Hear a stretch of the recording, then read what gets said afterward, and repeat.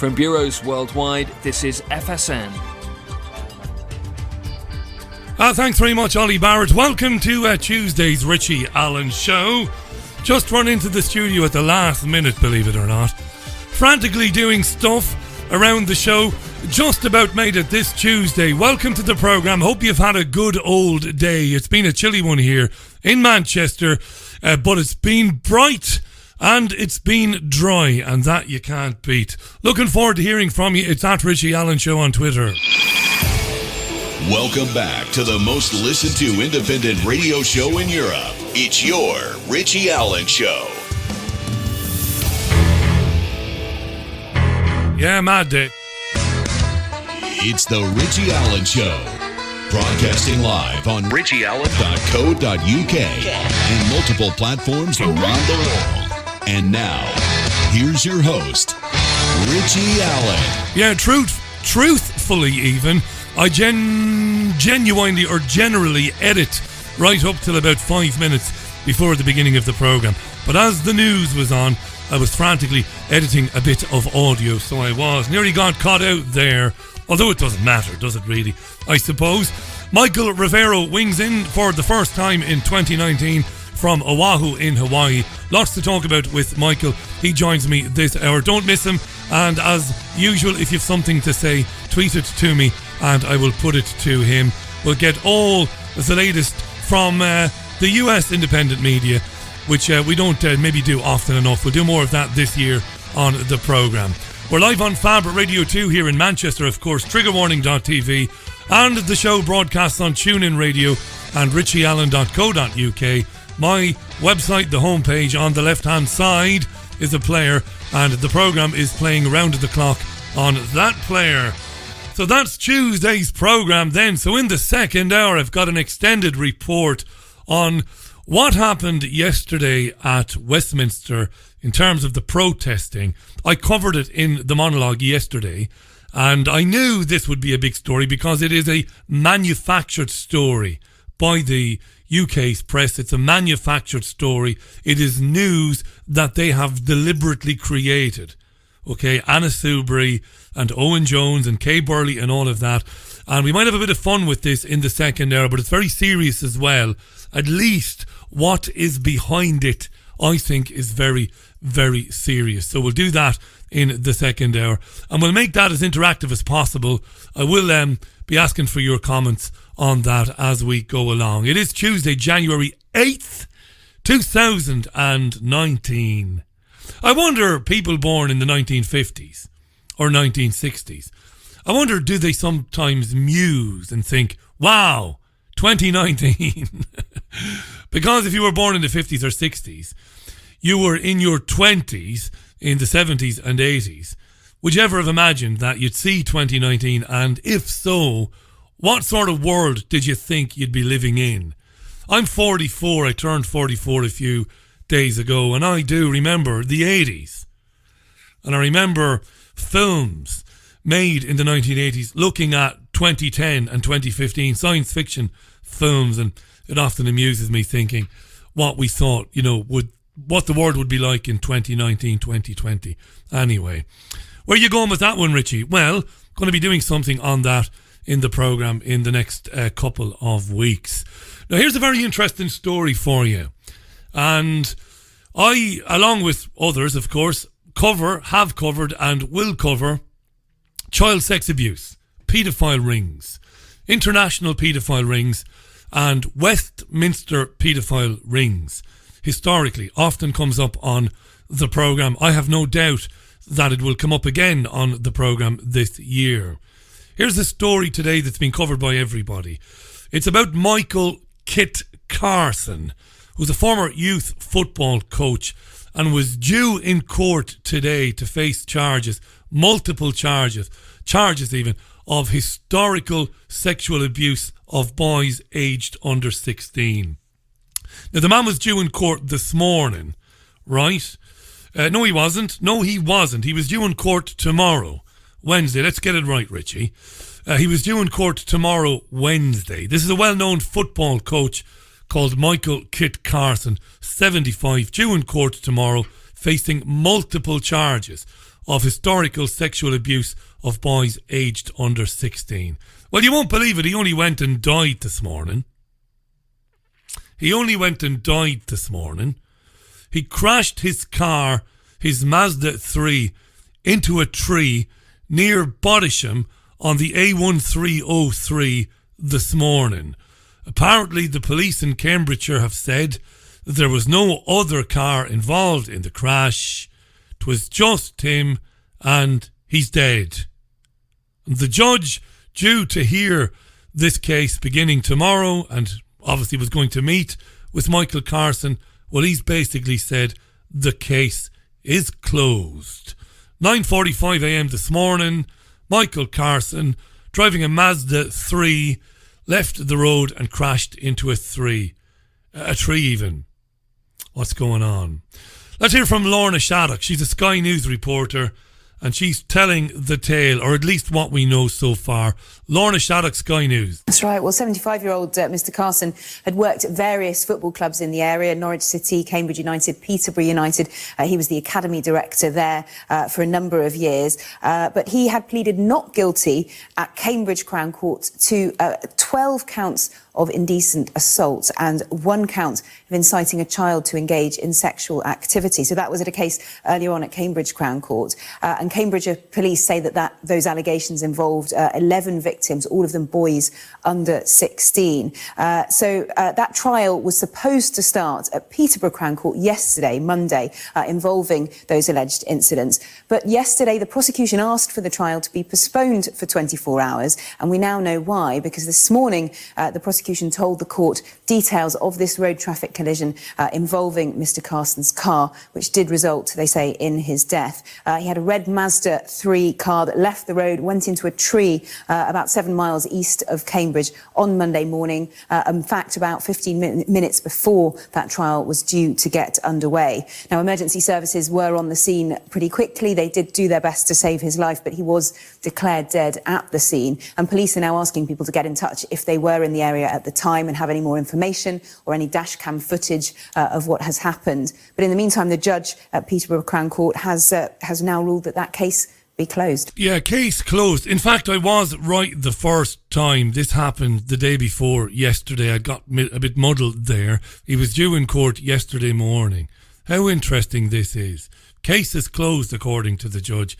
You've got to ask the question, because no reporter working in the media in this country will have the courage to ask the question, was it sabotage? Was this man's car run off the road perchance? Was somebody or was a group of people worried about what might emerge in open court because this guy was pleading not guilty? Was he part of a paedophile ring? Who knows? We won't ever find out now. But it's very, very suspicious, isn't it? No other cars involved. His car left the road, drove off a motorway, National Road, not a motorway, I think A1303, whatever the road is, I think the National Road. So he's driven into a tree and he's dead. Greville Janner, dead. Mysteriously.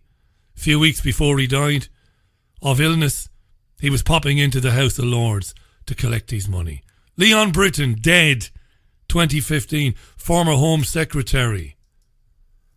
No mention at all that such a prestigious and famous former politician was suffering with cancer. No mention. It had never been mentioned in the press before we were told that he died of cancer. How convenient that was, when a number of different police forces wanted to speak to Leon Britton about the Dickens dossier and what Britain knew. Britain would, of course, no doubt today be investigated or be questioned, not investigated, as part of the historic child sex abuse inquiry. Dead. Suddenly dead in 2015. This man was alleged to have abused boys under the age of 16 between 1978 and 2009. He worked around Norwich Football Club. He worked around Cambridgeshire. He was very well known. I suppose those who knew him or know him or knew him would say, well, we believe that he was innocent all along. We're not going to find out now, but those are very mysterious circumstances for somebody to die. Somebody who held very prominent and very prestigious role within football, was very much involved with the Football Association and intimately knew people at the Football Association, still working there today. No suggestion any of these people ever did anything wrong, it must be said. But some of the people whom Carson knew, very high up in the FA and responsible for recruitment in terms of appointing England managers. I suggest the death of this guy is very convenient for somebody. But I don't know, I can't prove that. But I'm saying it anyway. 13 minutes past the hour. The Brexit Secretary Stephen Barclay has been speaking today to try and allay fears or assuage fears that Article 50 will be extended because of the mess that is Theresa May's attempt to get her Brexit withdrawal bill through Parliament. This is going to be voted on next Tuesday. The deal that Theresa May reached with the European Union will be voted on by members of Parliament next week. At least until today anyway, it is or was believed that it had no chance. Some political commentators are saying that May's prospects of getting this deal through Parliament are in fact improving as this particular week goes on. I don't know. The odds are against it anyway, triggering fears that when it is voted down, if it is voted down next week, that there will be a move to extend Article 50, which the European Union is saying the United Kingdom cannot do unilaterally. It must get the support of the other members, the other nation states whom are members of the European Union. Barclay said, the Brexit Secretary, the third Brexit Secretary, by the way, that the UK remained committed to leaving on the 29th of March. But the spectre of delaying Article 50 or extending it has been raised a number of times in the last couple of days. Have a listen to the Digital Minister Margot James suggesting to the BBC yesterday that Article 50 might just have to be extended in order to stop a no-deal Brexit if May's deal is rejected by Parliament. Margot James speaking to the BBC yesterday. If that proves to be impossible, then I think we have very little time left, but we might have to extend Article 50, but I think it's very unlikely that Parliament will actually stare down the barrel of that particular gun, and I think it's far more likely that Parliament will get behind the deal. Margot James, watch this space, I suppose. The BBC's Brussels reporter Adam Fleming had been telling the BBC yesterday, had been supplying reports back to the studio saying that Article 50 was the default backup plan for the European Union if MPs didn't agree to the Brexit deal. We'll find out next Tuesday anyway. You know what I think? I won't labour the point. I've said it 1,000 times. The UK will never leave the European Union. A couple of interesting and quirky stories in the press today.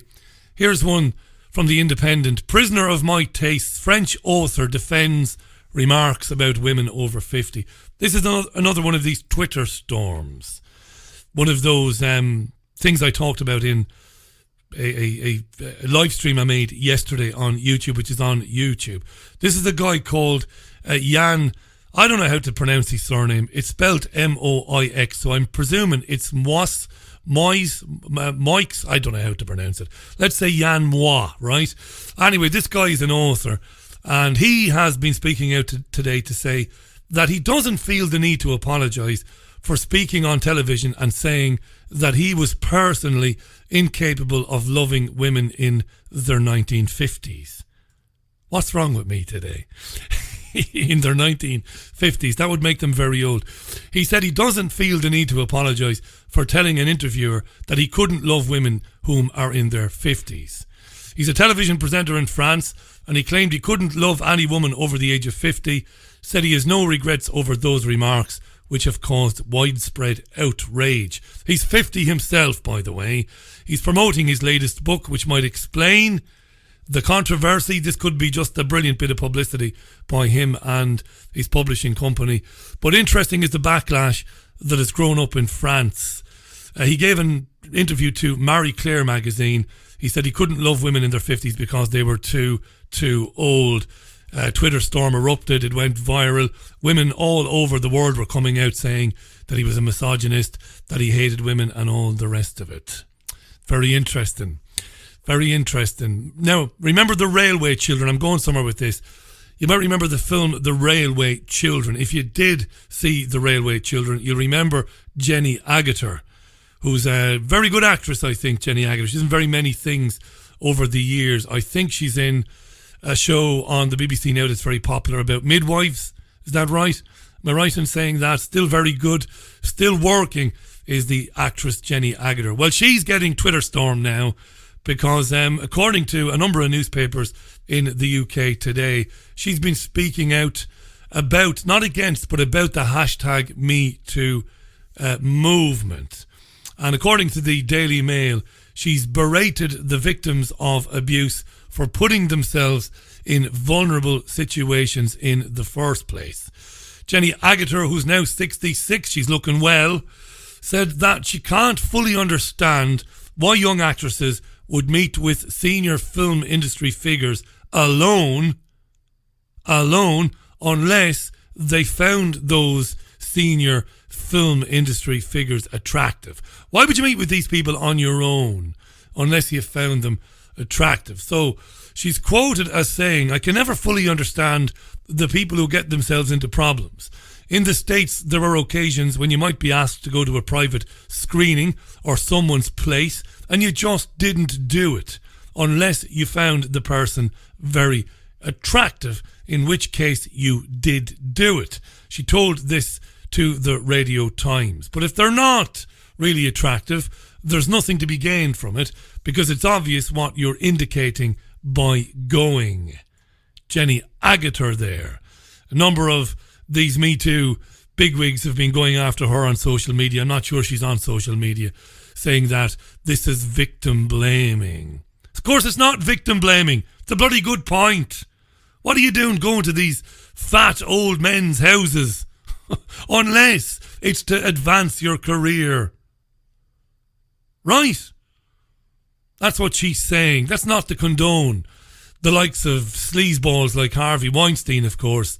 And again, we've got to keep saying this now, not virtue signalling at all. Not to condone the behaviour of lecherous, fumbling morons like Weinstein, but why would you put yourself in the position is the question Jenny Agutter is gently probing today. I think it's a good question in the current climate. 21 minutes past the hour. This might make you fall off your chair. With laughter, it might not.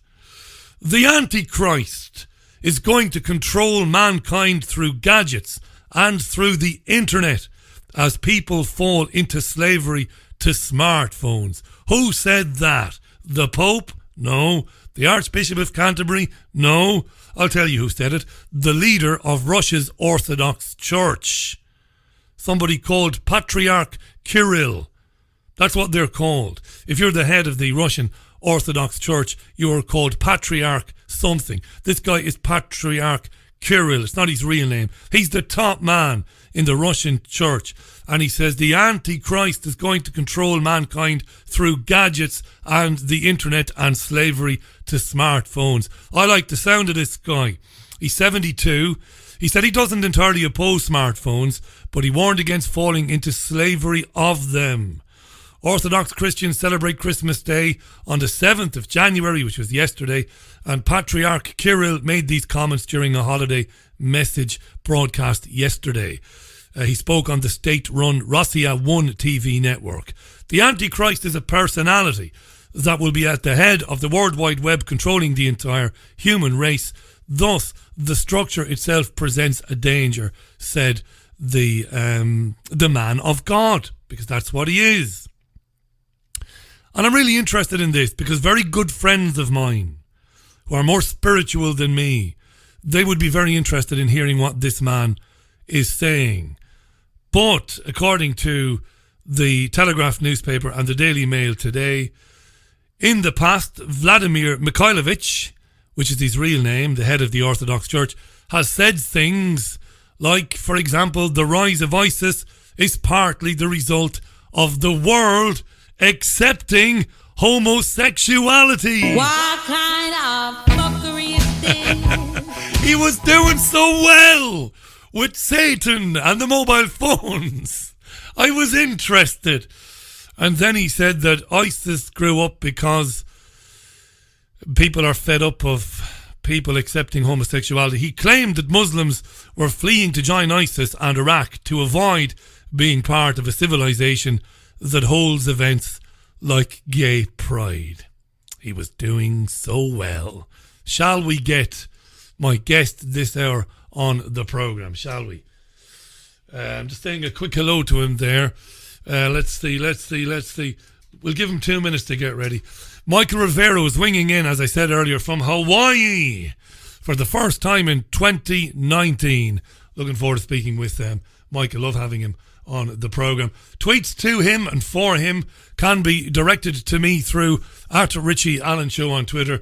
It's at Richie Allen Show on Twitter. A number of you have been tweeting about 2019 and being born in the 50s and 60s.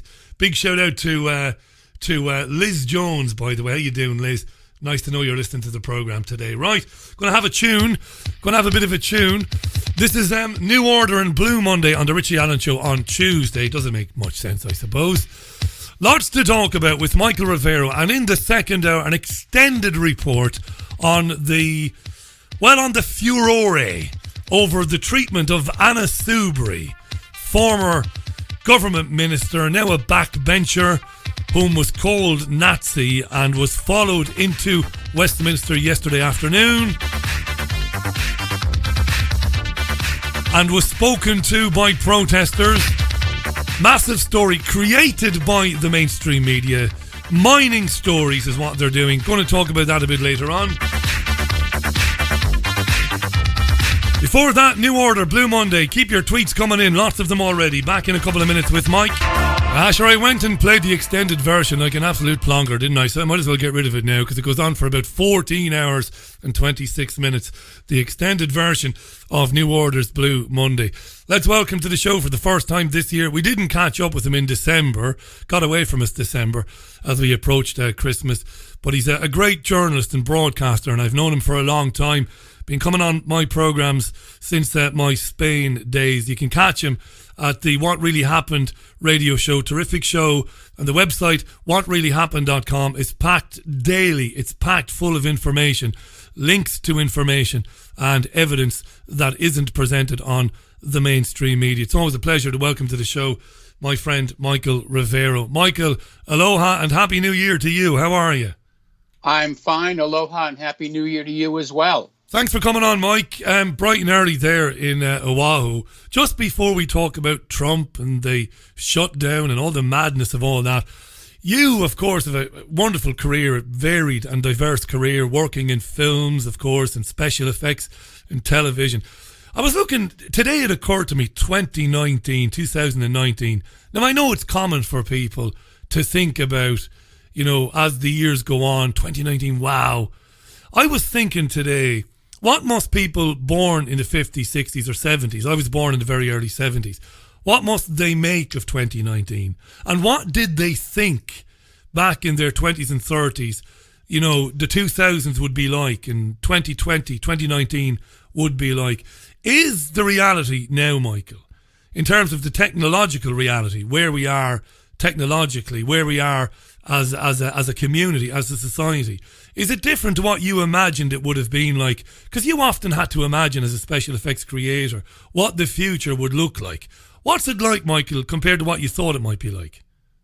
Well, from the technological point of view, it's very much what everybody thought it was going to be. In fact, sometimes being the age that I am and having grown up with the early days of computers, sometimes the new technology still fills me with awe.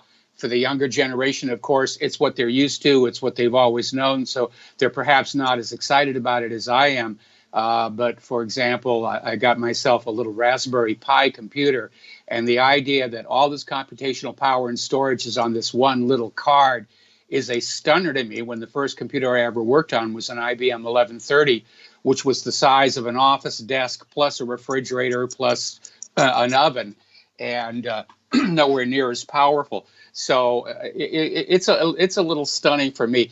Politically, of course, when I was in my youth, growing up in New England, I never, ever, ever dreamt I would see our nation go the way it has gone politically, turn into an aggressor nation, slide down the road toward fascism, seeing open attacks on our Bill of Rights, and it's very upsetting. We're going to talk about that, of course, in a couple of minutes. On the technology, Michael.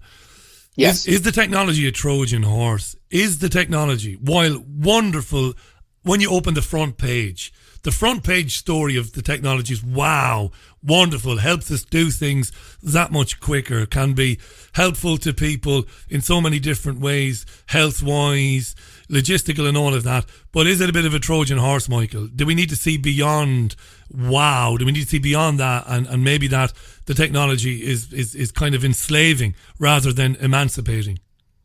Well, technology is a tool like any other tool. It can be used for good purposes or bad purposes. You can take a hammer and use it to repair the siding on your house, or you can bash somebody's head in with it.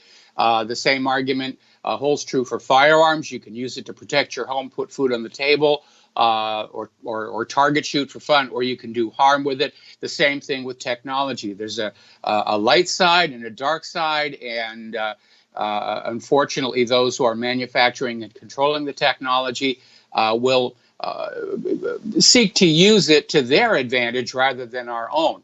And so you have to be very careful how much of that technology you want to have. For example, Claire and I will not have one of those voice assistants in our home because they're always listening. And it's not like we have anything to hide because all of our political opinions are out there on the website and the radio show. But by nature, we are private people. And I don't like the idea that somebody somewhere is tracking everywhere I go. It's none of Google's business if I stop off at the bake shop on the way home and have a jelly donut. And so I tend to pull back from a lot of that kind of technology. It's fun to play with and find positive uses with. But again, like any other tool, people with nefarious intentions can do evil with it, as we see with all this out of control cyber crime and cyber warfare, and there are a lot of bad people out there. No doubt, Michael. No doubt. I want to ask you about this government shutdown. I was asked to put this to you today. No better man than you to put it into context and explain it. To me, it's theatre. It doesn't matter. It's just more manufactured drama to keep people watching and arguing. You probably will take a different take, which is no bad thing. What does it mean, Michael, that the government shuts down? How can a government shut down? Well, it's a partial government shutdown, and what it really means is they're shutting down the parts of the government we, the people, really like to have, like, clean national parks and monuments and things that we like to go to and so forth. The parts of the government we don't approve of, like the wars, they're still going strong. And a lot of it is drama. And right now what we're seeing is a power play between Donald Trump in the White House and Nancy Pelosi and Chuck Schumer in the Congress to see who's really running the country. And what was very alarming is about a week ago, after she became Speaker of the House, Nancy Pelosi was in an interview in the New York Times in which she actually came out and said the Constitution makes her the equal of the president, which is complete and nonsense. But it does tell you what's going on here. It's basically Trump is proving to be a weak leader. There's a power vacuum, and others are stepping on in to fill that power vacuum, and that includes Pelosi, Schumer, certainly John Bolton and Mike Pompeo, who've succeeded in completely reversing Trump's Syria withdrawal policy. We have a badly factionalized and very unstable government where from day to day, nobody's really sure who's really ultimately calling the shots. This troop withdrawal, let's stay with that because it's very important. Look, I all I can say is what I said before, but it doesn't mean I'm right or make me right. I don't believe in Donald Trump. I've never believed in him at all or believed that he was authentic. He might be authentic in his mind. He might be genuine. But I've always believed, and I said even when he was running, that he was as controlled as anybody else. I never believed that there was any danger that the United States would withdraw troops from Syria or anywhere else in the Middle East. What's really going on here? Is Trump, trying to signal to his base that, look, well, I'm doing my best and I'm trying to fulfill these campaign promises, but I just can't do it? And if that is what Trump is doing, well, it just proves how worthless government and the office of president is anyway, doesn't it? Yeah, it really does. Trump has had 2 years to put on those presidential brass knuckles and start carrying out his campaign promises, and he's not doing it. He dropped the ball on vaccine safety. He's dropped the ball on overhauling our election system. While he has not started any new wars, he certainly has not succeeded in pulling us out of any of the ones we're already in. He's surrounded himself by hardcore neocon advisors who are the same ones who got us into this war mess all the way back in the Bush administration. So while I don't think Trump was being intentionally deceptive, he is proving himself to be a weak leader. He's easily manipulated. He's susceptible to flattery. He is alienating his own political base. He didn't even stick up for the independent media when it came under attack by Google and Twitter and Facebook. And either he has forgotten or never really cared. The independent media worked very hard to get him into that Oval Office, not so much because we liked him as much as we didn't want Hillary Clinton there. And but it does illustrate that it almost seems like it doesn't matter who's in that Oval Office. That deep state war machine is moving on, and we're edging closer and closer to World War III and the possibility of a nuclear conflict. Let's talk about that in a second, right? World War III and this year.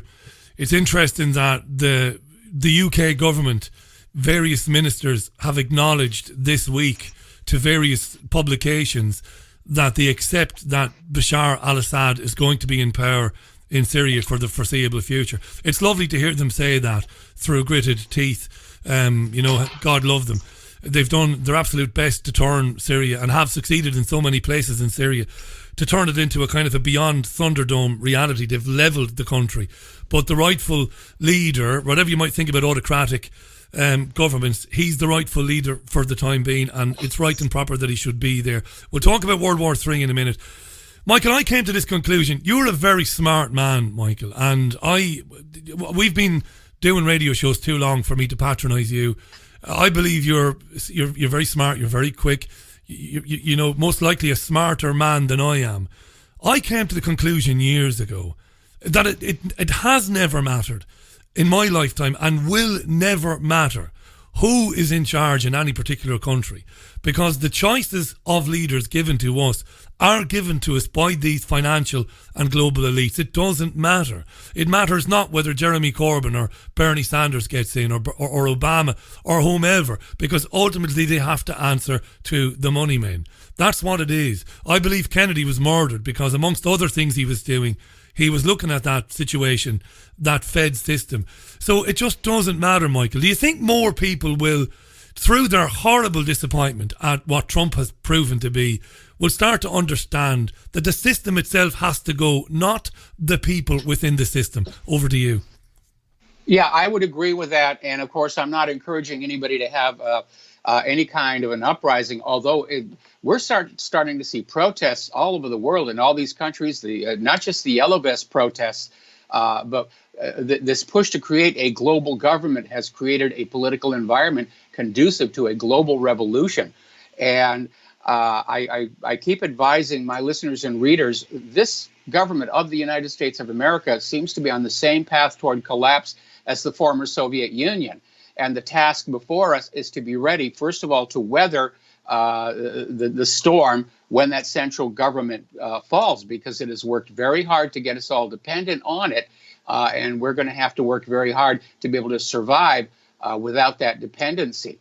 And then after that, put together a new nation. And going on back to our original constitutional system and the first 13 amendments, I think is a good way to start, because the way the United States was originally started, there were strict limits on how much money any one individual could give to any candidate or campaign. And that was to prevent the ultra wealthy from simply buying the government.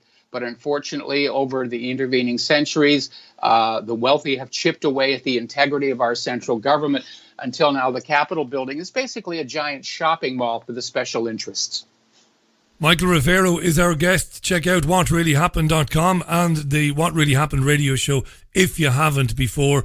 You can follow Michael on Twitter. It's at WRH_Rivero. That's at WRH_Rivero on Twitter. Michael, do you think that, just to clarify what you said a minute ago, do you think that there will be a continual push in 2019 towards a global conflict, or are you saying that you think a global conflict is inevitable? The reason I say that is because it alarms people. You don't do fear porn. It's not in your remit. World War III, Michael, terrifies people, the prospect. Well, it should. It absolutely should. And one of the things that concerns me is how many people are glibly talking about the potential for a nuclear war.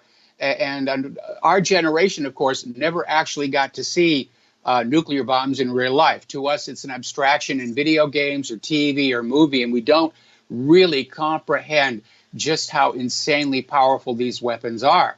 And I've had some conversations with people who live with us here on the island of Oahu in Hawaii, and I tell them, do you really grasp the fact that just one Chinese nuclear weapon can melt this entire island down into glass? And it's like they just can't get their heads around just how insanely powerful these weapons are. Now, I know from the point of view of the military-industrial complex, what they want is a new Cold War, like we had back in the 1950s and the 1960s, which was basically a gigantic swindle. The corporate media and the government and the military contractors would wave, commies at the American people, who would then surrender all of their money and their children for proxy wars. But the big war was never to be fought, although, unfortunately, we came very, very close on a couple occasions. There was the Cuban Missile Crisis.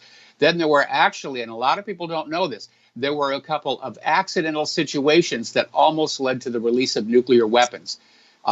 And today, the situation is much more complicated because so many of our weapon systems are now computerized, and they operate so quick, humans can't intervene. And that was what happened in the case of the USS Vincennes shooting down that Iranian passenger jetliner. It was a software error, and the passenger jetliner was killed before somebody could hit the override button. Same thing with TWA 800, which was accidentally shot down during a test of the Aegis CEC system. These computerized weapons operate so fast, if they make a mistake, there's no taking it back. And that could take a Cold War and turn it hot very, very quickly. Here's a question on that. I Googled the term AI, which everybody knows means artificial intelligence. I Googled it yesterday, and I couldn't believe there was an avalanche of stories in the global media about artificial intelligence in 2019. I know there's an agenda to use artificial intelligence in defensive situations, or even to put artificial intelligence programs, if I can use that, I don't know if we should call them programs, artificial intelligence beings or whatever, in charge of the release of weapons or put them into active warfare situations. Is that a concern in the future? Do we often see life imitating art, Michael? I know you've been asked this before about the Terminator scenario, James Cameron. Is that a real possibility in the future? Well, it certainly is. They're already talking about, completely autonomous drones that are weaponized and able to kill. And to really understand the implications of AI in the battlefield, we need to clarify our definitions. Most people, when they think of AI, they think of HAL 9000 or Vicky or something that seems human-like or at least sentient and self-aware. That's called general AI, and that is still a long way off. AI today within the computer industry simply means any software that is able to learn and adapt its program to a situation. And most of them are very narrow case situations. Companies are selling AI systems that have to be trained before they can be used. And a good example would be IBM's Watson, which is incorporated into the Weather Channel's weather forecasting system.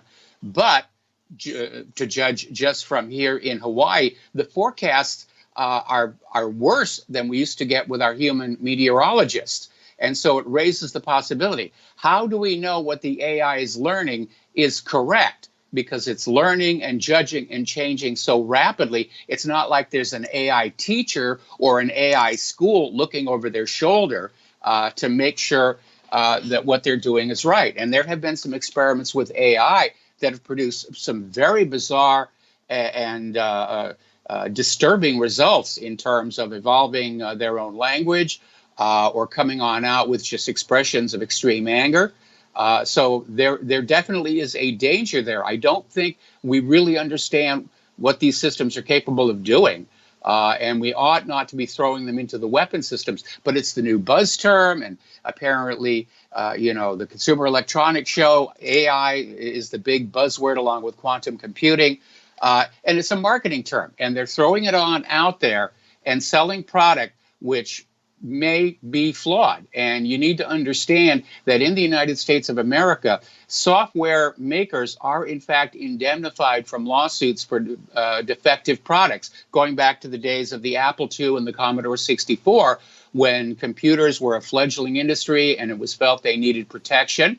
But today, Michael, hang on, Michael. As usual, my great friend, you've educated me. I didn't know this. Okay. Let me just ask you to repeat that again. Way back in the day, software was protected because it was a fledgling industry, protected against lawsuits in the future if the software caused harm. Is that right? That's right. Along with the computers themselves, the hardware itself. The whole new microcomputer industry. Congress passed a law saying they were indemnified against product liability. And so basically what it means is if you're running a small business and you buy a truck and the truck, because of a design flaw, crashes and you suffer financial harm, you can sue the manufacturer of the truck for your damages.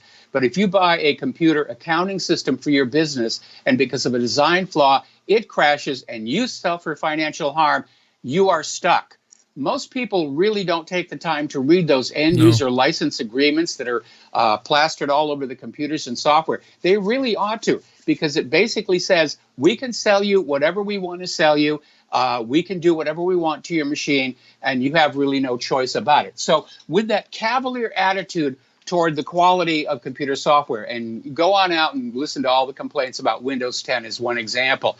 Now all of a sudden you're taking the next generation of this software, AI, self-learning, self-adjusting software, and you're attaching it to things that can kill large numbers of people. To me, yes, that's an area of concern. Massive concern, isn't it? Yes. I mean, you've covered that very well. You've been very objective there. I mean, at the beginning you said that the Terminator type AIs, you're not sure that they're around. You think they might be years off. What if they're not years off, Michael? They're great at keeping secrets. I have a question here from a great friend of mine, Jean-Anne Crowley, who's listening to this on the west coast of Ireland as we speak. And she asks, Michael, how technically far ahead do you think the deep state is, or the military-industrial complex, or whatever we call them? I bet, says Jean-Anne, they have weapons like lasers and probably even spookier ones that might be manned by AI already. We just wouldn't know. So how technically advanced could they be, Michael, without our knowledge? Well, back again at the height of the Cold War, it was understood that the military tried to keep themselves at least 20 years ahead of civilian technology. But over the course of the moon program and subsequent years, that gap has somewhat narrowed as the military reaches more and more out into the civilian and university environment for R&D. And I would say right now they may be 5 to 10 years ahead. But as far as a Terminator-type machine, again, they are working on autonomous hunter-killer drones. I mean, James Cameron was right about that one. As far as machines that can walk around shooting people, some of the stuff coming out of Boston Dynamics is absolutely amazing. Although for the moment, they're saying it's just to carry stuff for the troops. But again, when drones first showed up, they said they're just for surveillance, and now they're carrying missiles and guns. Amazing, Michael, isn't it? What we might terrifying. Terrifying, absolutely terrifying. Michael Rivero is our guest. Michael is going to stay with me till the top of the hour. At least I hope you are, Mike. There's a couple of other things. Great to have you on.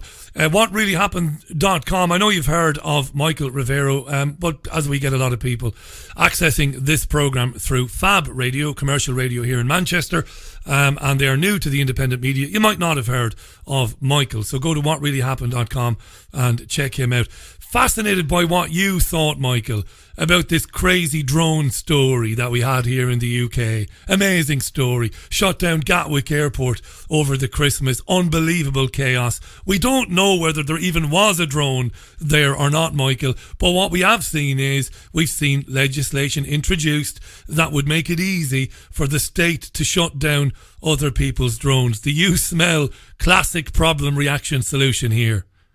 Well, I think they're taking advantage of the situation. Drones are certainly under attack here in the United States. The government wants to have control of the low-level skies. And there unfortunately have been people who've been very irresponsible with their drones, which are exacerbating the situation. As far as Gatwick is concerned, the last report I heard is that somebody spotted one of the police's observation drones and hit the panic button. So there wasn't really an outside drone trying to cause problems. Just everybody overreacted. But I'm in agreement with those who say there should be areas where drones are not allowed to go, and certainly near airports are definitely one of them. In the end, I think what we're probably going to see is drones are going to be treated the way model rocketry is, which it's confined to certain set-aside recreational areas. I think that's pretty good. Now, obviously, there should be exceptions. Drones are very useful for film and television work. They're much less expensive and much more useful than conventional camera cranes. But I think just for people who want to go around and play with a drone, unless it's one that is small enough to fit inside their home, I think going on out to a park or going on out somewhere where they're not going to crash into somebody's home is a really good thing. But as far as banning drones outright, right now the capabilities of the drones available to consumers I don't think they really represent that much of a threat to the deep state. At the point where they do, then I would imagine there'd be a real push to say you can't have those. I'm going to argue. I love having an argument with you, my old friend. I'm going to have an argument with you now, Mike. I don't know about that. I think you and I have spoken often about very dodgy and very dubious shootings that we have suspected. What I love about you is you'll say, look, there are anomalies here, but I can't say for sure. We see shootings and they're blamed on a third party. And often then what follows that shooting is draconian legislation, more surveillance, more, destruction of posse comitatus. We see all that. I wonder, you see, because more and more people have drones, I wonder if the establishment or the deep state worries that next time they say there's a shooting or a stabbing on Westminster Bridge, maybe they don't want Michael Rivero or Richie Allen sending a little drone up in the sky to have a look at it, Michael. Because of what we might see. You have a good point. Yeah. So I look at that Gatwick thing and I put my tinfoil hat on, Mike, and I think that smacks there now of a situation engineered in order to give the state more control over drones. But maybe I'm being a bit conspiratorial. Well, here in the United States, there's already over at the FAA, drones above a certain size and capability have to be registered like aircraft. And they're now subject to certain regulations as to where they can go. The low-end consumer drone, like we saw being given out at Christmas, they just don't have the range and altitude to be of concern. But the larger ones that I was talking about that are useful for film and television, the ones that are powerful enough to carry a camera, a high-quality camera, those actually have to get a license. Michael, finally, thanks for coming back on today. We look forward to having you on this year in 2019. Whatreallyhappened.com, folks, Michael's website. I wanted to ask you finally this hour, Mike, about a couple of, one particular, the midterm elections threw up some interesting results. One of them was a woman whom I think was featured in Michael Moore's documentary Fahrenheit 11/9. Now, I've got to put a caveat on this.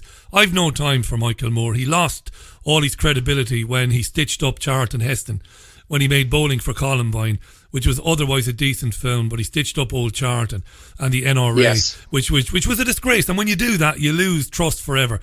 Moore is very subdued in this latest Fahrenheit 11/9 film, very subdued by his own standards. But he does feature a couple of people. And I think he featured, and I might be wrong, the Congresswoman, before she became Congresswoman, Rashida Tlaib. I think that's how you pronounce it. She's in Congress, and there's been a lot of talk about her in the papers recently about putting a map of Palestine in her office. Who is this woman, Michael? What do we make of her?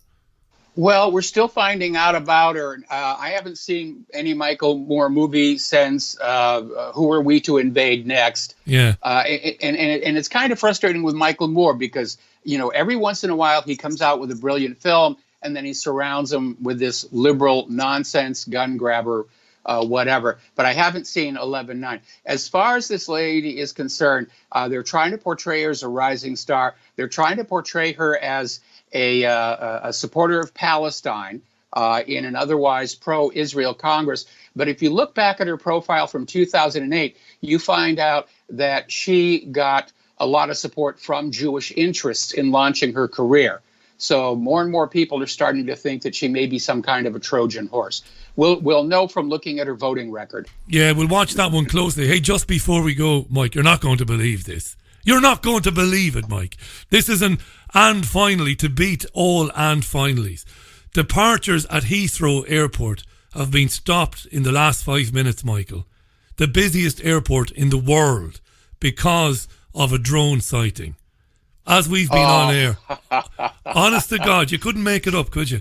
That's just breaking, so I can't say any more about it. The BBC reporting right now, as I'm speaking with Michael Rivero, the departures at Heathrow Airport have been stopped after a drone sighting. A spokeswoman said the police is involved and there are efforts to prevent any threat to operational safety. Wow, Mike. There's something more to this. I think you were right and I was wrong on that one. Well, maybe not. It's starting to feel like, this is an off to outlaw drones. How interesting. Mate, it was brilliant to catch up with you. Do pass on our best wishes for 2019 to your wife, Claire. Thanks for making your radio shows, my friend, and for updating whatreallyhappened.com on a daily basis. It wouldn't be as easy to do my job without you doing your job. I promise you that. Happy New Year, Mike. Thanks for coming on. Speak in February. Oh, you got it. Look forward to it. Happy New Year to you. Cheers, Michael. The brilliant Michael Rivero, live on the line from Oahu in Hawaii. What an amazing thing that is. Speaking to Michael about drones there. And it's just been announced, or reported, I should say, by the BBC, that departures at Heathrow Airport have been suspended after a drone sighting. Can't tell you any more about that because it's a breaking news story. Wow. As it stands, the law around drones and using them near airports is there is a 1 kilometre exclusion zone. Of course, we talked a bit about this, didn't we? Just before Christmas. A 1 kilometre exclusion zone, that always felt a bit close to me, to be fair. Anybody who runs or walks regularly every day, 5 kilometres, 6 kilometres, you know what a kilometre is. And you know that a kilometre is not a great distance at all.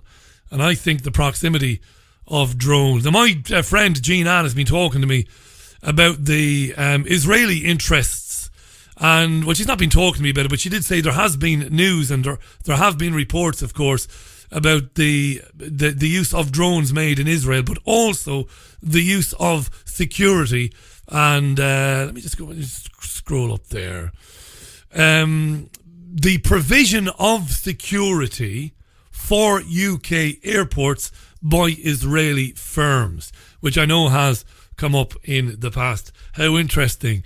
It is 2.5 minutes to the top of the hour. That's 2.5 minutes to 6. This is the Richie Allen Show, live on Fab Radio 2, richieallen.co.uk, triggerwarning.tv and TuneIn Radio as well. Speaking of Morrissey, we weren't speaking of Morrissey.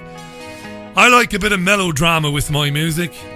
This is Morrissey and Hold On to Your Friends from Vauxhall and I, which for me is his greatest album and thus one of the greatest albums of all time. Proper tune this. Back in a minute with plenty more on your Richie Allen Show. Yeah, Morrissey, Hold On to Your Friends. That's not a bad Bit of advice that, hold on to your friends. Don't fall out with your friends. Not over politics anyway. Thanks, Jean Ann. Yes, reported by the Associated Press back on Christmas Day that an Israeli anti-drone company has seen a massive spike in interest after the Gatwick drama, when the drone basically halted traffic at Gatwick Airport for 36 hours. Thanks for that link, Jean Ann. Number of you pointing me to similar stories and similar links on Twitter as well. Good evening to you, by the way. To Ricky, to Paul, to Faisal, to Busy, to Gail, to Andrew Bell. Andrew says, Richie, I sent that drone up for you, Richie. Was the timing? It was brilliant, brilliant timing, Andrew. Thank you. Quality bit of production there by Andrew Bell. He's the man responsible for the Heathrow drone. So look, this is a developing thing, and I'm going to take a different turn now on the programme and not talk so much about drones. But outbound traffic stopped at Heathrow Airport. The breaking story at 6:02 on Tuesday, January 8th, 2019. Michael came around to my way of thinking at the end there. I think there might be something going on, Richie. There might be. But you could fit what I don't know in 500 blank Bibles. There's so much that I don't know. But there you are. Right, we're going to take a slightly different turn now. We're going to talk about Anna Soubry in a minute. But before we talk about Anna Soubry, fascinating story. I like when, I won't say I like because it's not nice. Things are happening now that are not nice. They're not good. They're not good for people. But also, in one sense, when things are happening and you see news stories that confirm a suspicion that you had, you feel relieved, I think, sometimes. A little bit of relief. You think, well, I wasn't crazy. I came across a story today on Sky News, and I was lucky to grab it because I don't often listen to Ian King, even though I like Ian King. He's a good presenter. He's a nice chap. He broadcasts from the Gherkin. Ian King live for Sky twice a day live. Sky's daily business show, Ian King. And he had a breaking news story today about digital banking, which is very important. And it's an interesting story because in amongst Brexit, in amongst the Anna Soubry harassment at Westminster story, Owen Jones, Kay Burley, in amongst all of that, this story will just get completely lost. And it's a massive story. And this is what happens in the news media.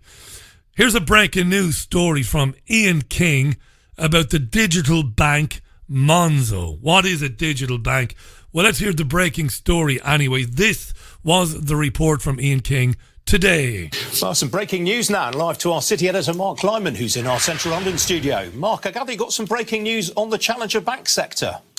Yeah, that's right, Ian. It's the start of a big year for the UK's digital banks, with the likes of Revolut, Atom Bank, Starling and N26 all likely to seek fresh funding. Well, I can reveal today that another Monzo is turning to one of Britain's most experienced bankers to help steer it through the next few years of what it hopes will be spectacular growth. Now, Gary Hoffman, who was parachuted in to run Northern Rock during its emergency nationalisation in the financial crisis, will be named tomorrow as Monzo's new chairman.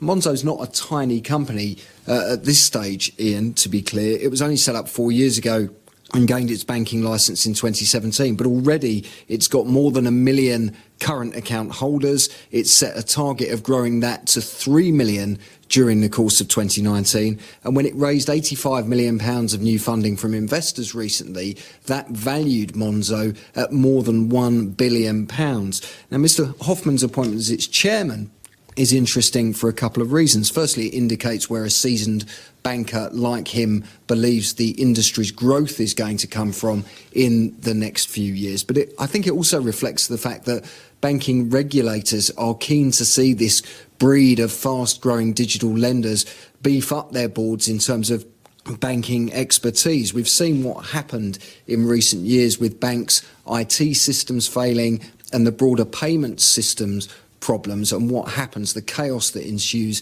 as a result. And I think the appointment of someone like Mr. Hoffman, a former Barclaycard chief executive, former Barclays vice chairman, to the board of Monzo illustrates the fact that this fast-growing digital banking industry is having to grow up very quickly. This is mind-bending stuff, what he just said there. This is a guy called Kleinman. He's the reporter, Kleinman. He's talking about the digital bank Monzo, which has gained 1 million current account holders in no time at all. It's worth over £1 billion in no time at all. And he's actually suggesting here, and I'm going to play this again because I just can't believe what I'm hearing. He's actually suggesting that moving this way is going to be some sort of antidote to banks' systems crashing and leaving people in trouble and out of pocket. This is madness to me. This is double speak to me.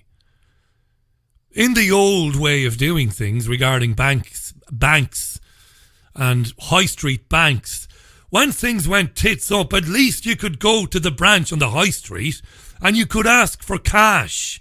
Cold, hard, fecking cash, right? You could say, right, the system has gone mad, the cash machine won't work and my online banking won't work. But look, I'm here. It's obviously me, Richie. Give me some effing money.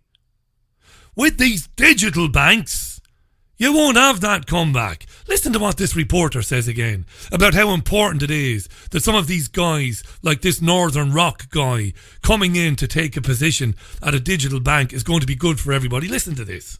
Of banking expertise, we've seen what happened in recent years with banks' IT systems failing and the broader payment systems problems and what happens, the chaos that ensues as a result. And I think the appointment of someone like Mr. Hoffman, a former Barclaycard chief executive, former Barclays vice chairman, to the... Oh, it's brilliant. So former guys who worked in standard banks that we would understand as banks. Some of these guys, of course, were responsible for the cowboy tactics and the cavalier behaviour by their banks and their colleagues that led to the absolute disaster, the mortgage problems, all of those issues that we talk about so often on the programme. Now they're getting into digital banking. Monzo's got 1 million current account holders. It's worth over £1 billion. What does it do? Well, Monzo says that, this is its own website now, that it's a digital mobile-only bank based in the United Kingdom. It claims... It says, we're building a new kind of bank. And I quote, we're building a bank that lives on your smartphone and is built for the way you live today by solving your problems, treating you fairly and being totally transparent. We believe we can make banking better. A bank that lives on your smartphone. And the Sky News reporter is saying it's great that these executives from the old banks are joining up because it will satisfy concerns that the account holders have that things will be okay if there's any glitches, if there's any problems. The answer is, of course, nothing can be okay if there is a digital problem, if there is a computer glitch in a mobile-only bank. Nothing can be okay. Who are the 1 million morons that are moving their current accounts to a digital mobile-only bank that says that it will live on your smartphone? Who's doing that? Would you transfer your NatWest account or your Halifax account to these goons? Well, 1 million people have. The share price has gone through the roof. And it's a massive story. It is the cashless society being constructed in front of your face.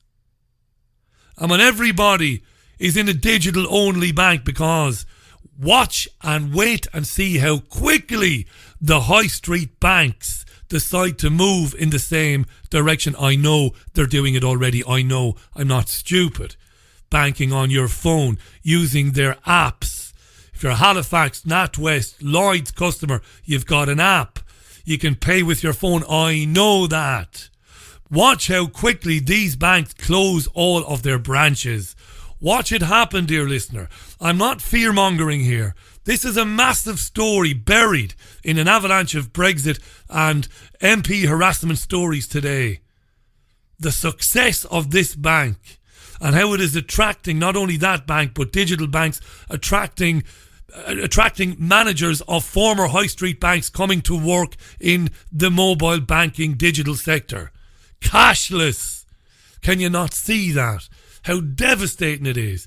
And the worst part of this is younger folks love this. They love it. They're all about it. It's incredible. Can do it all on my phone. It's amazing. It's amazing. And you know where this all leads, of course? This leads to the Chinese social crediting system. It really does. You know? No hard cash. When you have no access to cash, I can't. I get upset thinking about this. It's incredible to me. It's beyond Thunderdome, this, if you want to talk about Mad Max earlier on, where we're going with this setup. £1 billion worth, this particular bank. It's only one of these digital banks. And when they fail, when everybody is on these banks, when they fail, and they don't have to fail as a company, but when there are logistical issues, you can't get money.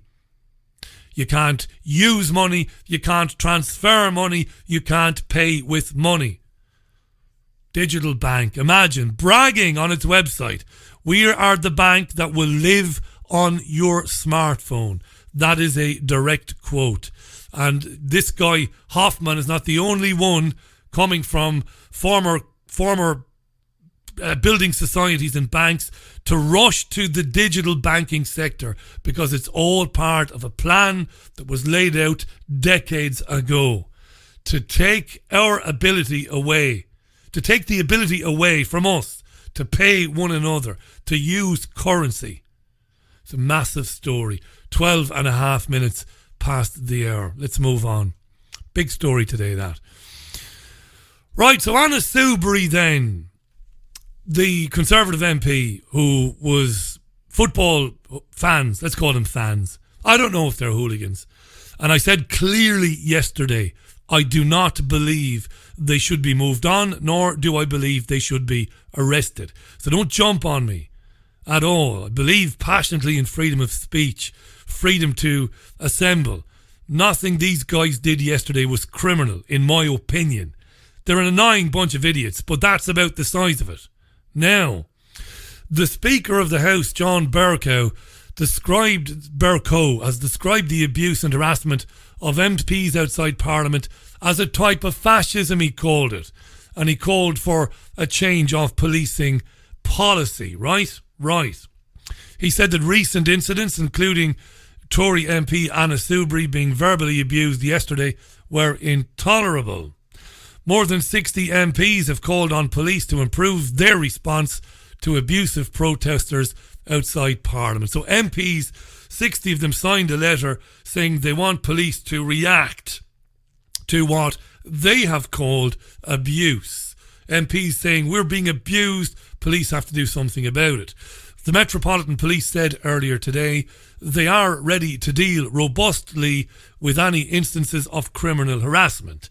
Now, Deputy Assistant Commissioner Lawrence Taylor said the force was continuing to assess whether any crimes had been committed, following a third-party report of a public order offence opposite the Houses of Parliament. Lawrence Taylor, Deputy Assistant Commissioner, or LT to his friends, this is what he said speaking to the media today. Shall we hear him? Yes. Within protest, everybody has a right to protest. Obviously, we know that Brexit will bring out very opposing views, and our role is to make sure that we facilitate people to protest and allow those views, and to ensure that we balance the needs of everybody so that they can go about their daily life. That's both members of the public, politicians, as well as the protesters. We are reviewing the footage, we are reviewing the allegations that have been made to us, and we are taking appropriate advice to see if crimes have been committed at this stage. And if crimes have been committed, then presumably people will be arrested and will end up facing a court at some point. Well, certainly, if crimes have been committed, we will take the appropriate action. If we need to arrest people, we will do so. And certainly the direction I've given my officers who are deployed at Westminster today and up until the vote on the 15th is that if we are witnessing any offences taking place, my expectation is that those individuals will be arrested at the most appropriate time and that we will intervene for anybody who is prevented from going about their daily business. And has the police presence, the police profile in and around Parliament changed today, given what happened yesterday? We have increased our policing presence around Parliament, recognising the contentious issues that we have to police. And I would ask that people who are protesting around Westminster recognise that, of course, they have every right to protest down there, but they recognise and respect other people's views and people who need to go about their jobs, which includes both politicians and our police officers who are out on the ground. Now, nobody was impeded from going to their job. This is important. It's very important, this, because this is being misreported in the media today. Very sanitised way of saying lies are being told. Now, we'll get to the lies in a minute. Brian Paddock is a retired Metropolitan Police Assistant Commissioner, and he has an office in Westminster. Top policeman. This guy was one of the top policemen in the country. He was. Still got an office at Westminster. He's often in the House of Lords. He told Kay Burley that he heard the entire thing, and he tells Burley that he believes a crime was committed based on what he heard. This is Brian Paddock, retired Met Police Assistant Commissioner. From what I saw, and bearing in mind my office is right by College Green where these incidents happened, and I heard the aggressive chanting from outside, there was an offence under Section 4 of the Public Order Act that has a power of arrest to it. You only have reasonable cause to suspect that an offence may have been committed in order to exercise that power of arrest, and yet police officers did not make any arrests. What the feck did Brian Paddock just say there? Did you hear him? Let's ask Tom Cruise. Tom, did you hear what he said? No. Could you repeat it? Because I can't believe my fucking ears. Well, let's hear him again then. You only have reasonable cause to suspect that an offence may have been committed in order to exercise that power of arrest. Yeah. You've only got to have reasonable cause to suspect that somebody may have committed an offence, and you can arrest them. Can basically take custody of them. This is Section 4. Let's hear a bit more about Section 4 of the Public Order Act from former Met Assistant Commissioner Brian Paddock. So Section 4A of the Public Order Act, which is intentionally causing harassment, alarm or distress, carries a maximum sentence of 6 months in prison. So that's more than a slap on the wrist. And what needs to be proven in order for that to happen, for that arrest to take place and a successful conviction? Good question. Well, it's behaviour, it could just be disorderly behaviour that causes the person that the actions are aimed against to feel harassment, to feel alarmed. So if you feel harassed or feel alarmed by somebody's presence, or by somebody singing something about you or saying something about you, if you feel harassed, if you feel threatened, well then a crime very well may have been committed. Or to feel distressed, or for any other person who is present to feel harassment, alarm or distress. Now, so Section 4A of the... What that meant there, that last bit, that some other person, is very interesting. To feel distressed, or for any other person who is present to feel harassment, alarm or distress. Now, on your behalf. I looked it up. It's on your behalf. So somebody else can be harassed or distressed based on witnessing somebody chanting something about you. So big baldy Irishman here, I could be in the city, and it's very unlikely to happen. We're not the BBC at all here. We don't have that sort of traction yet, please God, maybe in 25, 30 years' time. But I might be in town. Somebody might see me and say, I saw him on that BV television thing there. And they might come over and start singing songs about me like I'm a moron. Richie, you big baldy Egypt, you big Nazi and all of that. I'd just laugh and walk on. But a third party could feel harassed on my behalf. Right. And that's enough for a policeman or a policewoman to say there's a suspicion that a crime may have been committed. You see, this really is Orwellian. It's not just a throwaway cliched line by your presenter, because I do say some of these things very often, and I'm well aware of it. Repetition. But this is how mad it is. You only have to feel harassed by someone in order for it to be suspected as a crime or to be criminal. I feel harassed by those guys. They're singing football chants about Anna Soubry, calling her a Nazi and a liar. I'm harassed by that. Paddock said he believes a crime was committed. The editor of Spiked Online, Brendan O'Neill, was on Sky News today. He's not happy. He's not happy that propositions are being offered that the police should intervene when groups of protesters chant. This truly is fairly scary, and we don't do fear-mongering or fear porn on this show, but they are suggesting today that when Anna Soubry or anybody else is going to work, that protesters, if they sing songs as Anna Soubry is walking past them, not if they grab her now, not if they scream in her face, which is wrong and certainly potentially criminal, but if they just say stuff about Anna Soubry as she is walking on by. MPs are today suggesting that the police intervene. The editor of Spiked Online, Brendan O'Neill, is very worried about that. He explained it to Sky News today. I'm really worried about the implications of this kind of proposed authoritarian clampdown on protests outside Parliament. The space outside Parliament is one of the most important public spaces in the United Kingdom. It's the place where for centuries people have gathered to demand progressive change, radical change, democratic rights. If we sanitise this area, if we say that only certain people, only lords and politicians and well-educated journalists are allowed in this space, and anyone who sounds too rough or too ugly for our liking will have to be hounded out, I think that will do real serious damage to democracy and to the democratic right to protest and to express your political anger. How could you disagree with any of that? O'Neill did then go on to say, I won't play the clip, but he did go on to say that at no time was Anna Soubry physically threatened or touched even when she was being followed. And when she was being followed, she wasn't being followed by a load of people screaming at her and shouting at her. There were people making comments to her about the fact that she was elected in a constituency where the majority of people voted to leave. Traitor was said, but she wasn't touched. Very important to point that out. Nor was there any seeming danger that her pathway into her offices would be impeded. So why the lies today? Why are so many commentators saying that Soubry was jostled and intimidated when she clearly wasn't? She went to great pains to tell Sky News and the BBC that she's had this for years. I've come across it. She said she used to be a journalist covering the miners' strike. I'm well used to it. It's the slings and arrows. Why are so many people saying that she was in danger? She wasn't in danger.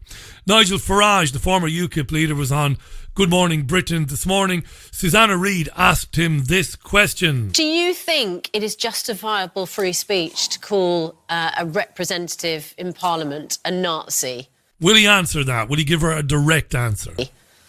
Well, as I say, Susanna, double standards here. I've been called that and worse every day for years and no one cared. George Galloway, who's a very controversial anti-establishment politician, was beaten up in the street in West London and not one member of Parliament said a word in his support. Anna Soubry gets called nasty words. There's uproar. I think the truth of it is, as elected public figures... That's an argument for the police to have intervened in those previous cases that you're mentioning. The question is, do you think it's justifiable for, anybody to shout those words at anybody? Is that free speech? And because you say you don't want to see an overreaction.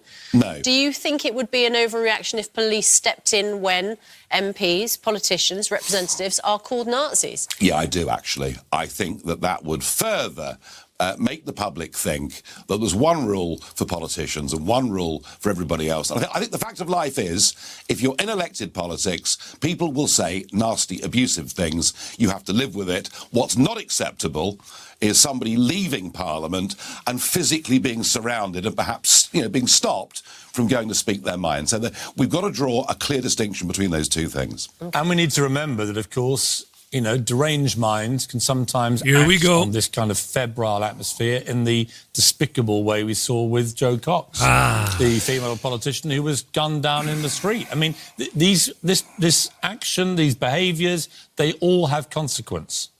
Yeah, they do, Piers. And maybe the truth of this is this could have been nipped in the bud a few years ago. But if you allow one side of an argument to abuse people like me, to intimidate people like me, to threaten people like me, and you don't act, it's very difficult when the abuse starts to go to the other side to start reacting without the public saying there's a huge double standard at play. Yeah, we'll come back to Jo Cox in a minute. What happened there was Farage cleverly navigated or negotiated the conversation away from the excellent question asked by Susanna Reid. Should it be illegal to call somebody a Nazi? The answer to that is, of course, no, it cannot be illegal. It cannot be legislated for. That sort of thing. When somebody is confronted by somebody, or when somebody is confronting somebody else and they're angry with them, they're annoyed with them, and they say, you're a Nazi. Whether it is right or wrong is an entirely different matter as to whether it is legal or not. It can never be criminalised. Nor should it ever be criminalised. You can make an argument that it's wrong, that it's foolish to be shouting Nazi at people like Subra. You're not going to get anything out of her. You're not going to get a conversation with her. You're certainly not going to change her mind. It's a waste of time. And it's idiotic. It maybe shows a weak mind, calling people Nazis all the time. I've used the term Nazi, justifiably, to describe the conduct and the actions of the Israeli government. Nazis. The UK government arming the Saudi government to blow tens of thousands of Yemenis to pieces. Nazis. That's fair enough. Can't criminalise it. Jo Cox came up quite a few times today. You won't be surprised. Tulip Siddiq. I know, Tulip Siddiq. I never heard of her till today. She's a Labour MP for Hampstead and Kilburn. One of many people today to invoke the name of Jo Cox, who was murdered only a few days before the referendum of 2000 and the June 2016 EU in-out referendum. Of course, there was an awful lot of speculation at the time about the circumstances around the murder of Jo Cox. A lot of unanswered questions about that. A lot of unanswered questions about the man who languishes in prison for that today, whose name, and I've got so many names going around in my head, but I believe his name is Thomas Mayer. Remember his neighbours? Remember the nurse who lived near him saying that there's no way, not in a million years, would he go out of a morning with the intention to shoot and to stab an MP. Do you remember that? All these unanswered questions. But Jo Cox, being mentioned many times today, Tulip Siddiq, the Labour MP. Sticks and stones, he said, may break my bones, but words won't hurt. Can I just remind everyone listening, and Stephen, that an MP was murdered? It was actually murdered. It wasn't words. She was murdered. Jo Cox, my friend, was murdered by someone who was a right-wing, self-declared, I don't know if he declared himself as a Nazi, but he was a right-winger who basically said that I wanted to kill Jo Cox because she was standing up for staying in the EU. There is a limit at which we need to say that we've put up with abuse for years, for politicians, for journalists, for public figures, and then it resulted in someone killing an MP.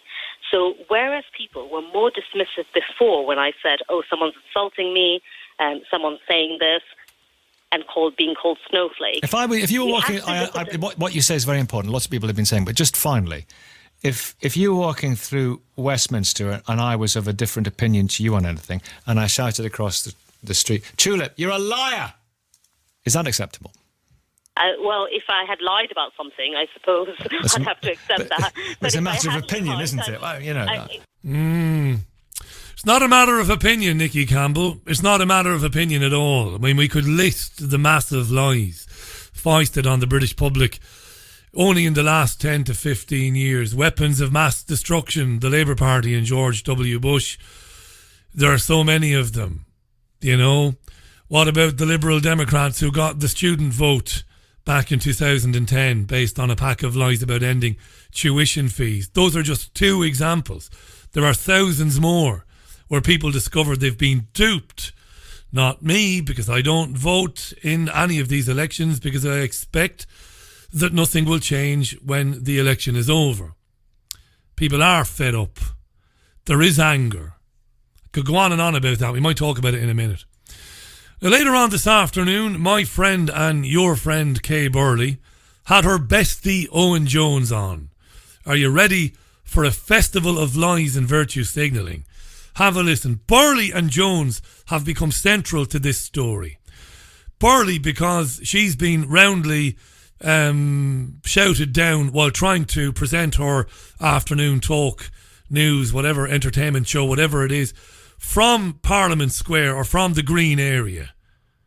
They've given up. They brought her indoors today because it's impossible to hear anything being said, to hear the interviewees, to hear Burley, because of the noise. I suggested yesterday, I stand by my assertion, this was all manufactured. It was always known what would happen when you put these people near the protesters. When I say people, the programmes and their guests, which are mostly MPs and other journalists. It was inevitable that it would descend into the absolute chaos that it has descended into. Manipulated. It's the manufacturing of a story to produce an end result. The end result is legislating for protest and deciding what can and cannot be said, what can and cannot happen, who can and cannot assemble together. That's the desired result. This is the media being complicit with elements of the deep state. I hate saying that. I hate saying deep state. It makes me like 1,000 useless shock jocks in America. But you know what I mean by deep state, by the intelligence community. That's what we're getting here. So Kay Burley had Owen Jones on. Listen to how Kay Burley introduces Owen Jones. Listen very carefully to the video. You're going to hear a video. I know it sounds bizarre. We're on the radio, Richie. Yes, we are. You're going to hear a video. You don't need to see it.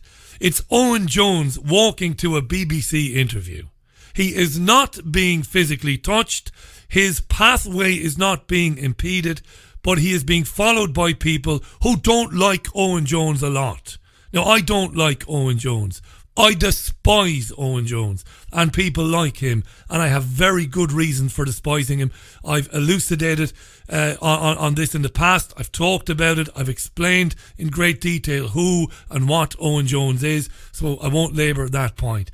He was attempting to get to the BBC where he was going to do an interview. And people should think about that, you know, why you've got this handful of chosen ones, 5 or 6 of these people that go from one news network to another on a daily basis. Useful fucking idiots. That's all they do, is go from one to the other to play at being the socialist point of view. Owen Jones is a proud pretender. He's no more a socialist than Genghis Khan was. But he's rolled out by the BBC, Sky News and Channel 4 every effing day of the week to put the socialist point of view forward.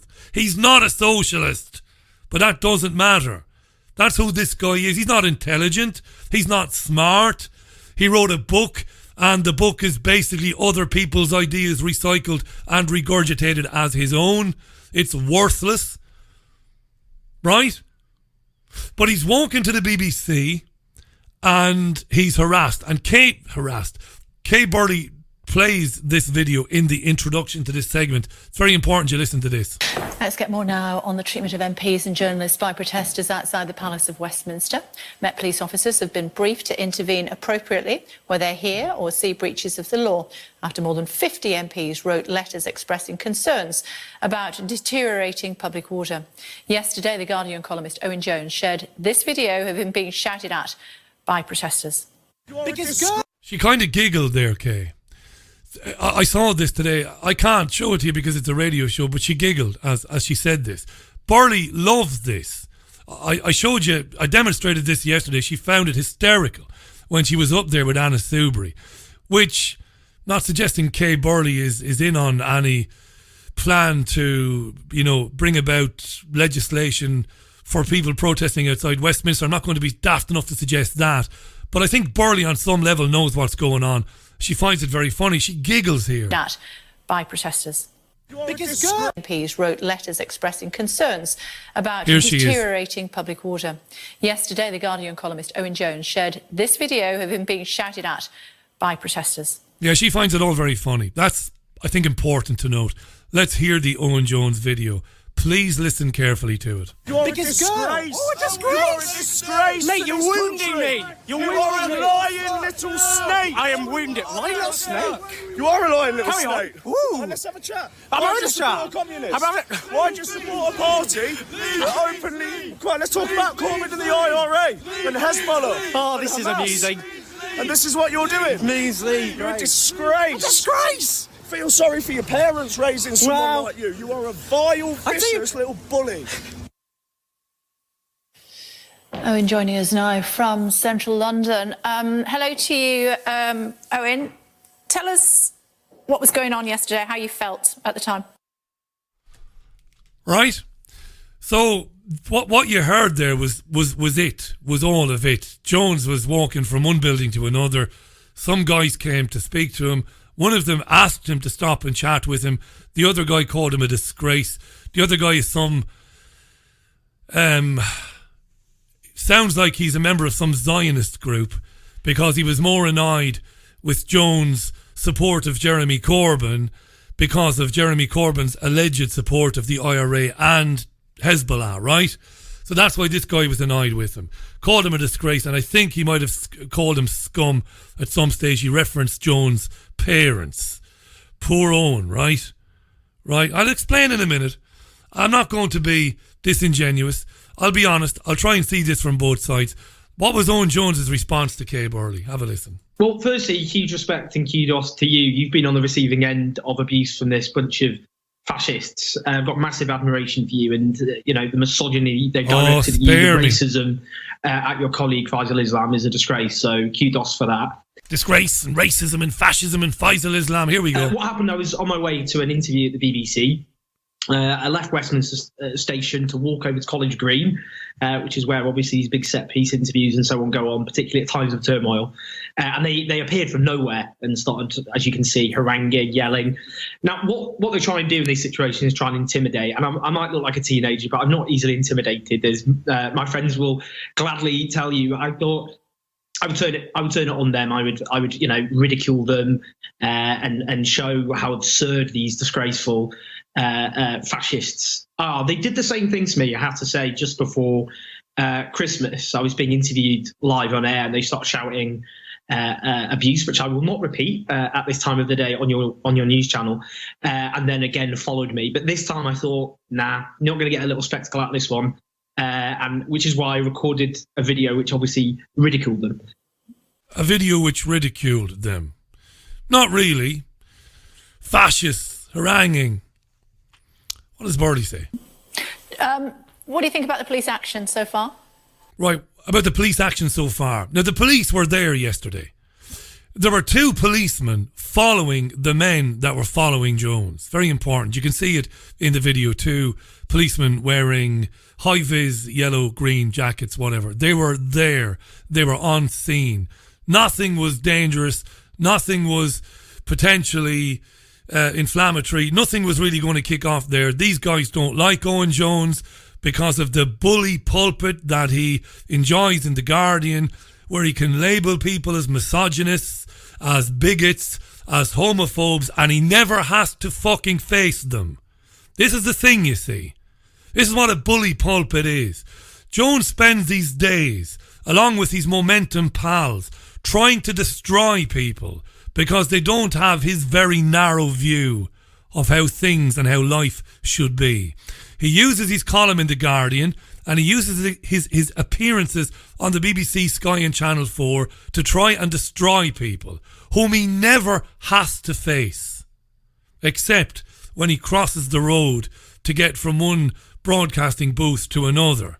And these guys have the opportunity to say to Jones, well, here we are, these people that you have labelled as misogynistic and homophobic and fascist and Nazi and all the rest of it. You see, what Owen Jones does is, when these people challenge him through the platform of Twitter, Jones blocks them. It's a fascinating thing today. Piers Morgan tweeted Owen Jones and was very critical of Jones, because Jones is blaming you'll hear in a minute, he blames the newspapers for the rise of the far right in the UK. He's going to blame the newspapers for the rise of the fascistic right in the United Kingdom. Piers Morgan had a go at Jones today, and what was amazing was, underneath Piers Morgan's comments were comments from hundreds of people, some of them public figures, who said, Piers, can you show me what Owen tweeted? I can't read it because he blocked me. And this is what vermin like Jones do. He did it to me. I tweeted him about 2 years ago and suggested that his book was, well, that he had borrowed heavily from the ideas and the books of others. Right? Stopping short of calling him a plagiarist. And I suggested he was a proud pretender, that he wasn't a genuine socialist. And he blocked me. Now, he's not censoring me by blocking me. He's not censoring me by blocking me. Don't get me wrong, I've said this before, and I'm not important. But what he's doing is, he's saying, I can say whatever it is I want about you or yours. I can label you anything from my very prestigious platforms on The Guardian, on Channel 4, on Sky and on the BBC. But you can never get any recompense. You cannot come back to me and challenge me. Nobody gets to fucking challenge me. That's Owen Jones. That's journalism in the 21st century.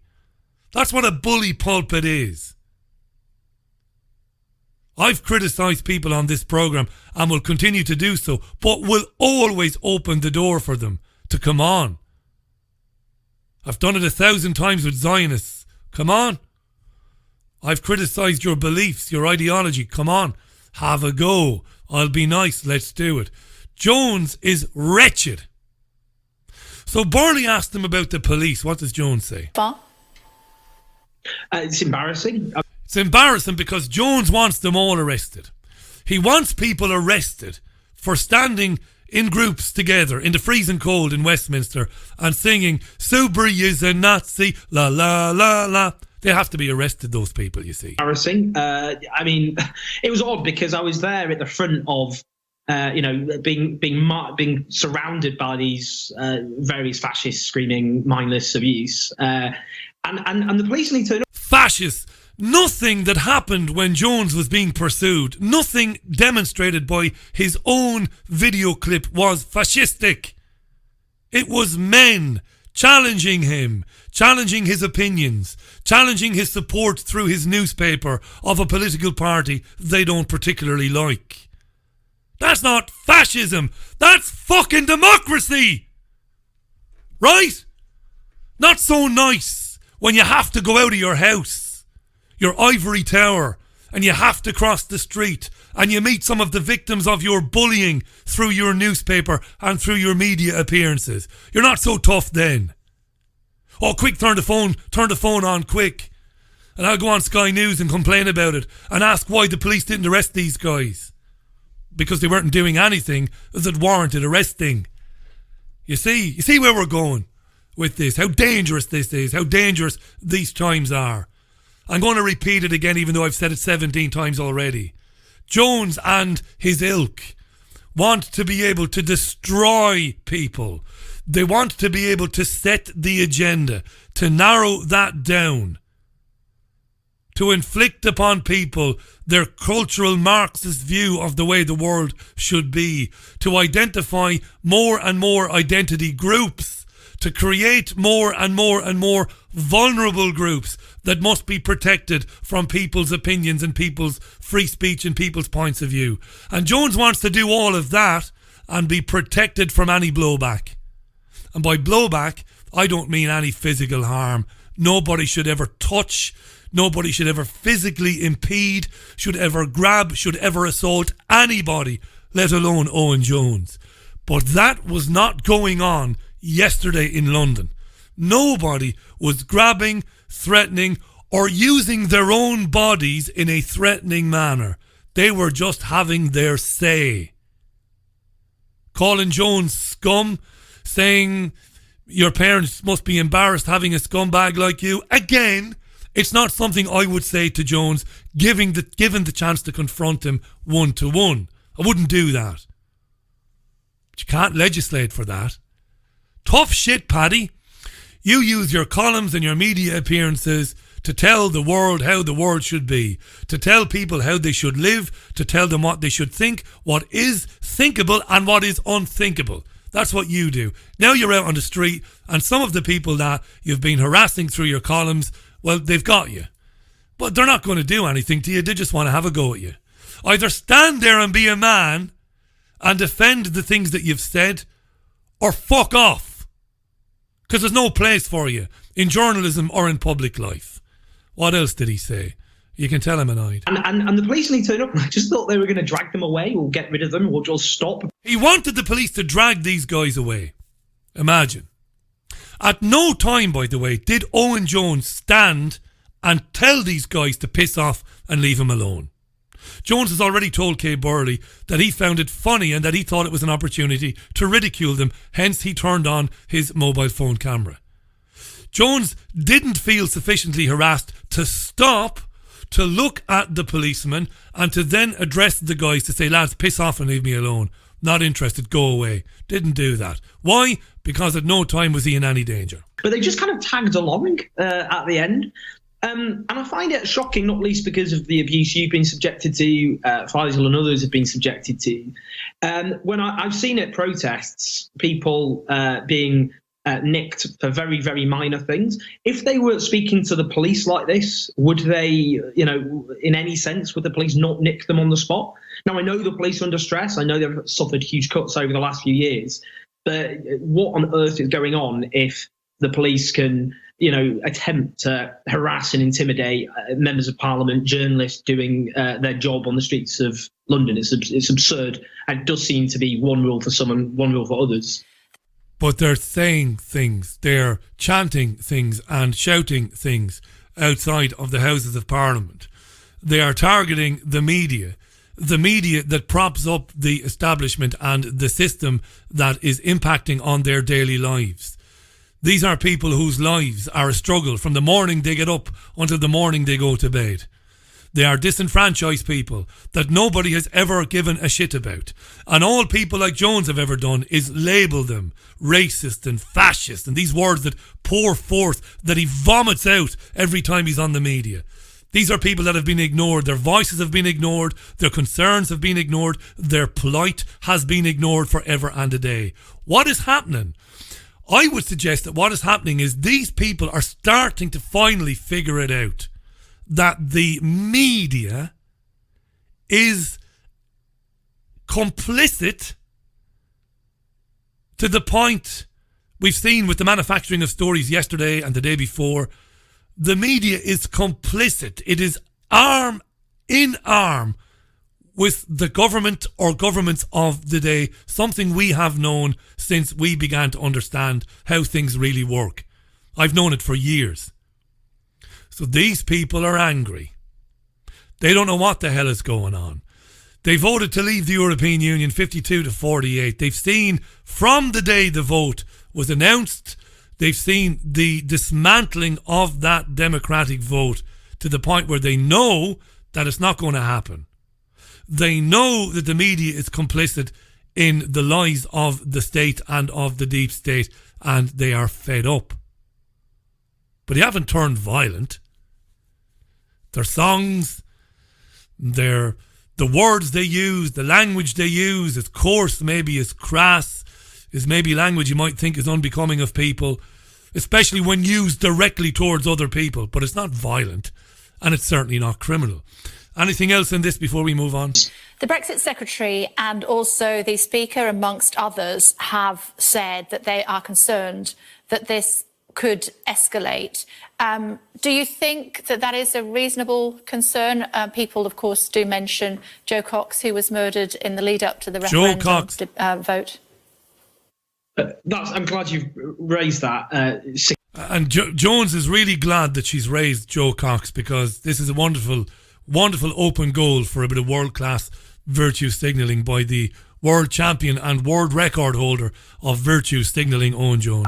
Sickening atrocity, one of the lowest points in modern political history in this country. Look, and he couldn't give a fuck, Owen Jones, about Joe Cox. You just know that Owen Jones couldn't give a fuck about Joe Cox. Never did, never will. A day after he spent 24 hours on television wailing about how terrible all the fascists are, about the murder of Joe Cox, a day after she died, Jones didn't give her a second thought. That's the way of it. I know, I've been surrounded by these people for over 20 years.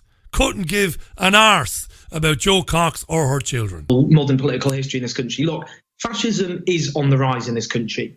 Joe Cox was murdered by a fascist terrorist 2.5 years ago. What did he say? Death to traitors, freedom for Britain. So uninterested is Jones in the Joe Cox story that he cannot remember the name of the man convicted of her murder. Thomas Mary. Can't remember it. This is a journalist who writes for The Guardian, appears on Sky News. Can't remember the name of the man who committed one of the most infamous murders in recent times in the UK, because he couldn't give a shit. It's an opportunity to virtue signal and to move forward this narrow cultural Marxist fascistic agenda that Momentum and Jones and other people like them are progressing with, and are managing to progress with it through absolutely no opposition from the UK media. These are mad times. Another MP, Rosie Cooper, there was an attempt to machete her to death by a fascist terrorist. The far-right terrorist Darren Osborne came to London and rammed his van into Muslims. He said, it came out later, he came to London with the express intention of murdering Jeremy Corbyn and Sadiq Khan, he said, as a bonus, as terrorist supporters. The police say they've foiled repeated far-right plots last year. There are record referrals of far-right extremists taking place at the moment. And the reason I think we need a big, long, hard think about what's happening, given the far-right is on the rise, and we've seen far-right terrorists in other countries, like Anders Breivik in Norway in 2011, who murdered dozens of young socialists on the basis they were allies of Muslims and Islamification and all the rest, is that there are elements of the media in this country who have poisoned discourse and are legitimising the far right, enemies of the people, traitors, saboteurs, crush the saboteurs, mutineers. You know, I have huge differences with Anna Soubry, which I won't go into. Obviously, the sickening abuse she was subjected to is a disgrace. And I would note that the likes of the Telegraph and the Mail have slapped her face, amongst others, on the front pages of their newspapers, denouncing them as traitors, mutineers, and all the rest. There has to be an urgent national debate and discussion about the fact that right-wing, far-right violence and terrorism is on the rise, and the sorts of rhetoric they are using are not that different from the sorts of headlines we see on mainstream newspapers. Jones wants to introduce a censorship he wants to impose a form of censorship on the broadsheet and tabloid media in the United Kingdom that would prevent those publications criticising politicians like Soubry and who's the other one? There's a Labour politician whose constituency voted almost overwhelmingly to leave, and yet she's banging the Remain drum. It's got to be Yvette Cooper. And Jones would have it outlawed that these newspapers can call people like Anna Soubry a traitor, when Soubry obviously is a traitor, because the people she represents voted overwhelmingly to leave the European Union. And Soubry is one of the leading lights in the attempt to overturn that particular referendum result. Jones says the far right is on the rise in the UK. I have no time for the far right, or for the ideas or the opinions of the far right. Never have had, never will have. What's worse, though? These guys gathering and assembling, blaming everything on the Muslims, which is folly and ridiculous and intellectually redundant and pathetic. What's worse than that? What's worse than that? I'll tell you what's worse than that. People like Owen Jones having people fired from jobs because they don't like gay marriage or because they don't like gay adoption. People like Owen Jones pushing for legislation for thought crimes. People like Jones suggesting that people who make what he considers to be homophobic comments sent for re-education. People like Owen Jones who thinks it's a fantastic thing for drag queens to read stories to children in kindergartens. What's worse? The shaven-headed, and I've got a big shaven head myself, the shaven-headed tattooed fuckwit who gives the Zig Heil salute and who blames the Muslim for everything, moron, or Jones, who wants to transform society through the methodology, through the methods I've just described there, and that's only the half of it. Through this gender identity agenda, which is madness. And he'll call somebody like Tommy Robinson a fascist. Robinson is a fascist. He's a goon. But Owen Jones is just as bad as him. And he's like using, as I said before, the bully pulpits to destroy people's lives because of things they said in the past, things they said about women or homosexuality or whatever. These are crazy times. I said this yesterday in the monologue, that this was a manufactured story, a manufactured hysteria, but that what would come out of it would be a discussion about how protest happens, how it should happen, and who gets to control it, and who gets to assent to it, who gets to say, yeah, it's okay to protest. We had this years ago when legislation was introduced around unions and when unions could and couldn't strike and when unions could and could not support other unions. Legislation that meant that doctors couldn't go out on strike in favour of factory workers. Now we have it today. These manufactured events and stories being used to pave the way for a whole new approach to what people can and cannot do to protest the nightmare that their lives have become. The only fascist on national radio and television today is Owen Jones. The prole pretender extraordinaire. No more a socialist, as I said earlier, than Genghis Khan. I'm going to leave you with that and say I'll be back with you tomorrow at the usual time of 5 p.m. Big up to Michael Rivero for coming on the show. It's whatsreallyhappened.com for Michael Rivero. If you've not checked out Mike before, lots to talk about in the next couple of days. The programme will be on podcast real soon and I'll get it on YouTube in a couple of hours as well. Going to close out with The Boss and The Rising, which might be appropriate or might not be. See you tomorrow.